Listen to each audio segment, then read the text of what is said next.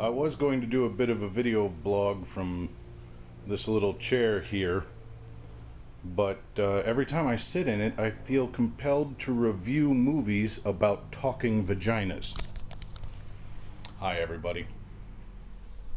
So, day two, and as you can tell by the rather sunlit me, if I'm even showing up in frame, which is always a challenge when you're using this camera.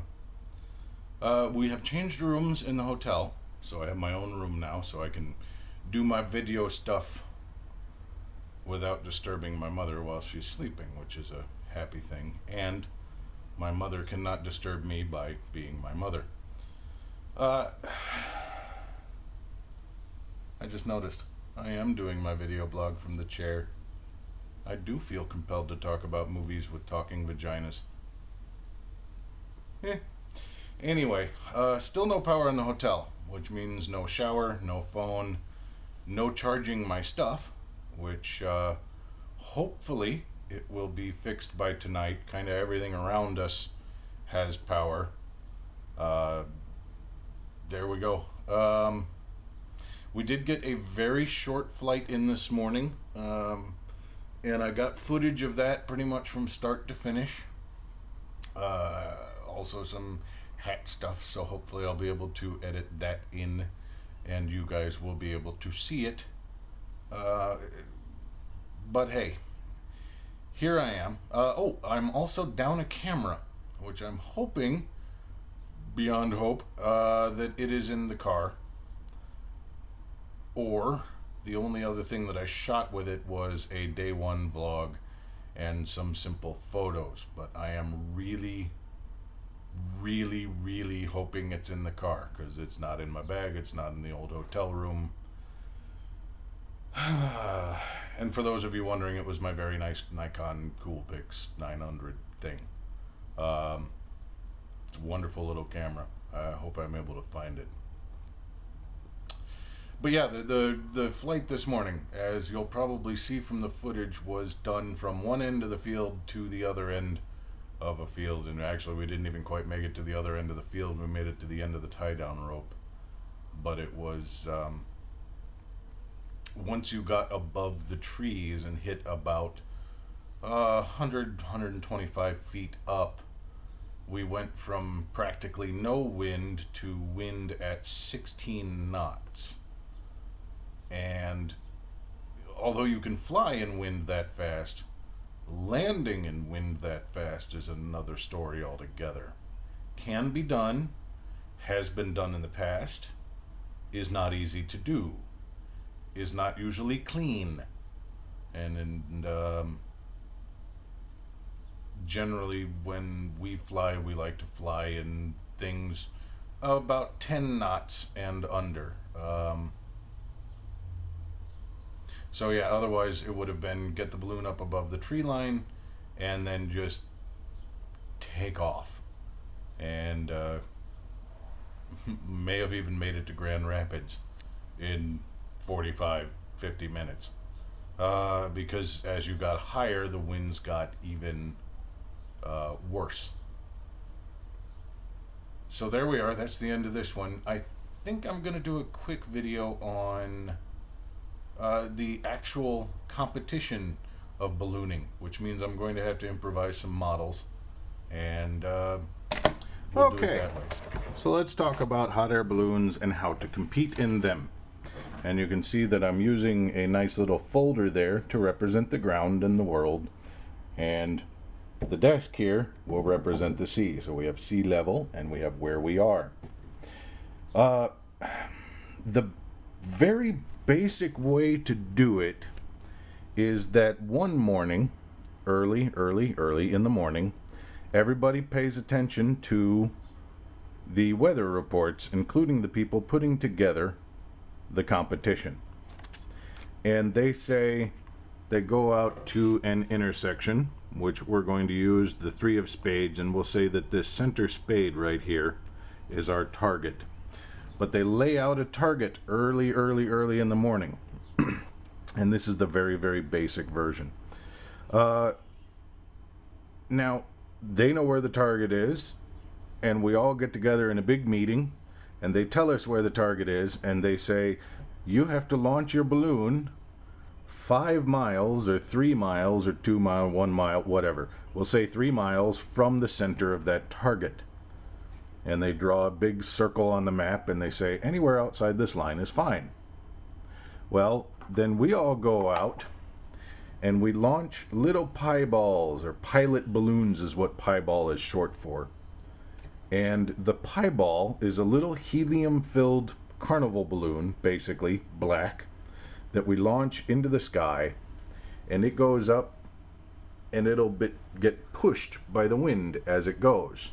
So maybe as it goes up it comes toward us, or maybe as it goes up it goes kind of this way and toward us, or this way and away from us, and we watch that pie ball and we say, okay, pie ball, we know what the winds are doing now at various altitudes, because wind is like layers on a cake. It's not just all going in one direction from the ground or sea level all the way up to the top of the atmosphere. It's in layers, so it moves in different directions. Now, in the layers of the atmosphere that we fly through, it all kind of, there's a general one direction from west to east here in the northern hemisphere. So what we do is we watch the pie ball and we see which way the winds are going, and we find our balloon. And you'll also learn in this video why we all carry shaving cream in our balloon. But we go out 3 miles and we launch, and let's say if we stay at this level, we'll call that 1,000 feet. It kind of moves this way, so we're moving that way toward the target, but we're getting way over here. So I may have to come up a little bit and then catch a wind that is more back this way than this way. So we're not moving this way anymore, we're moving back away from the camera.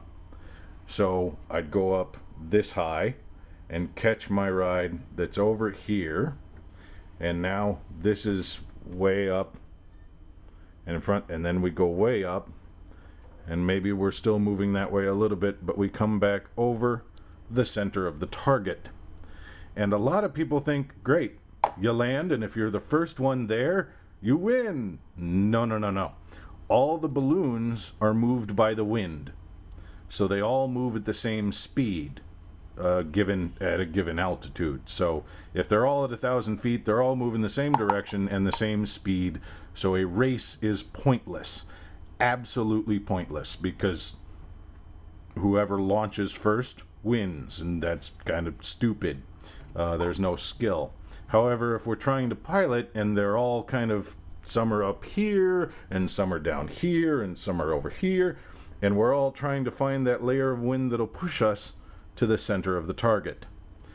Once we're over the center of the target, we drop, quite literally, and I'll show you one of these when I get one. It's a beanbag with a big 6-foot streamer on it, and we drop it straight down. And in that case, I got that far away from the center of the target, which is what we called our middle spade here. And our centers of our target in real size, and I kid you not, is about where the bottom of that spade meets the actual shovel bit, the upside down heart bit, that center bit right there. That's the center of the target in real size. So we may have a huge X, but we have a very tiny center of the target. And so when you have a beanbag land here, literally, and a beanbag land here, well, it's clear to see who won between those two. However, when you have a sack, a stack of beanbags, it can get difficult to tell who wins, and that's where observers and officials come in, and measuring crews and everything like that, and they're down to a pinpoint center like that. And then sometimes I may be 8 miles away, and I know I'm not going to make it to the target, but I still drop it, so I get some points, and there are points throughout the whole competition. Now that's the very basic part of it. Here's a target, go fly to it after being this far away and drop your beanbag as close to the center as you can. Well, then you get interesting things. Like, here's 2 targets, and we have our 3 of spades, and we have our joker, and we'll say joker's nose.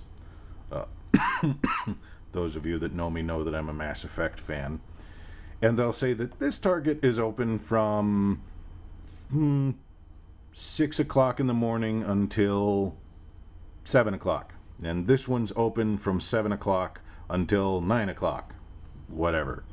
And so you have to keep an eye on the clock and which color beanbag you use and what target you're going to head to. So if you get up in the air at 6 o'clock and you know you're not going to get anywhere near this one, you can shoot for this one and try and time it so that you don't drop your beanbag too early or too late.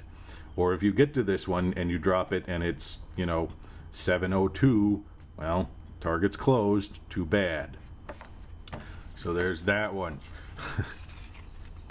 Then there are multiple targets. When we go out and we say, okay, we've got the center of the 3 there, we've got the top of the 2, then we have joker's nose.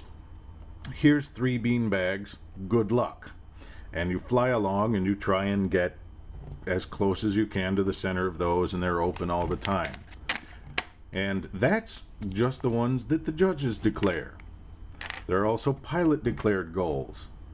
So pilot goes up in the air and they say once you get into the air you have to declare a target 2 miles away. So he radios back to his crew. The crew marks it on a map and finds, usually it's an intersection of roads, so we have a nice clear marked center, and he says, okay, I want my target to be there at that intersection of the road, and he'll try and get there, and you'll have tons of pilots trying to get to their own targets. And then there are fun ones. Fun little targets like the 9th hole on a golf course. And you'll be given a golf ball with your balloon's number on it, and you try and make it into the cup of the 9th hole. There's watership down targets, and those are the ones that are open at certain times and closed at certain times. Multiple targets, and it's all variants on that very simple complex, or very simple deal of here's your target, here's your beanbag, go. And it all is about finding the right altitude, because when you fly a balloon, if you add heat, you go up. If you either let it cool by just not running the burner, or if you open a vent on the top and let out some hot air, you go down. As for lateral direction, that's all up to the wind. As for lateral speed, that's all up to the wind. And you can imagine what happens if you have a too high of a wind and you come in for a landing. Yeah, that. Now, the big question of why do we all carry shaving cream in the balloon? Well, you can watch other balloons to tell you what wind is doing above you.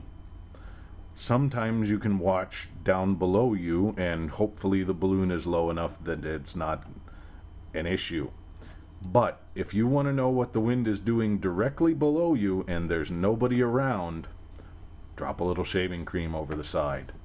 And it's light enough that the wind will affect it, and you get an idea as it goes down. And when you're at 17,000 feet, which you actually, don't quite go that high because you kind of need oxygen up there, or at least pressurization. But when you're up at 4,000 feet and there's nothing below you to tell you which way the wind is going at 2,000 feet, there's why we use a little shaving cream. And I hope this wasn't too much all at once, and I hope you get an idea of what balloon competition is like. And I will show you, if I see them this week, I will show you what a target looks like, and I will show you what a beanbag looks like. But there's your basics with a shaving cream lid and playing cards. I am brilliant. Here we go with Mom taking a look at her baggie, rolling it up after the morning meeting where we get all the information, and they get a map like this at the beginning of the competition, and that looks very complex. But all of those red and yellow areas, which we can look at here, are actually either no fly zones or no landing zones at all.